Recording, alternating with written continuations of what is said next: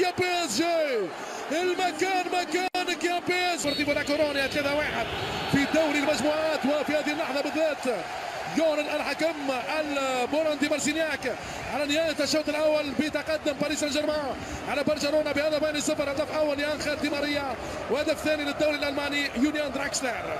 لكم مني مشاهدينا الكرام اجمل تحيه في انتظار ضربه بدايه الشوط الثاني.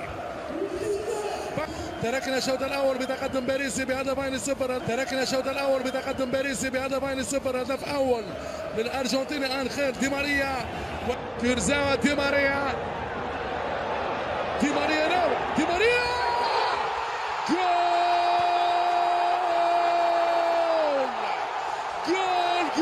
جول.